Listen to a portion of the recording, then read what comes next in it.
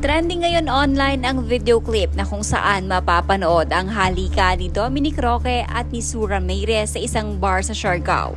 Tanong tuloy ng publiko ay kung may namamagitan na sa dalawa. Hindi naman lingid sa ating kaalaman na sa kasalukuyan single si Dominic Roque matapos ang hiwalayan nila ng ex-fiancé nito na si Bea Alonso. Sa side naman ni Sue Ramirez, marami ding balitang naglalabasan na di umano'y hiwalay na ang aktres sa kanyang politikong boyfriend. Sa mundo ng showbiz, hindi pa rin bago ang pagkakaroon ng malapit na kaibigan at dahil sa sobrang close ay minsan nabibigyan ng kahulugan ng closeness ng ilan. Katulad na lamang ngayon ng issue ni Sue Ramirez at Dominic Roque. Kung mapapanood kasi sa video clip na ibinahagi ng netizen, parang nagdetare lamang ito sa dalawa.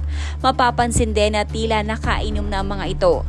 Marami naman ang netizen na kinilig sa dalawa. Sino nga ba ang hindi ma-excite sa usapang love life kapag ang ating mga paboritong artista na ang pinag-uusapan? Ikaw pa din naman ang bibig ng dalawa hinggil sa video clip na kumakalat ngayon.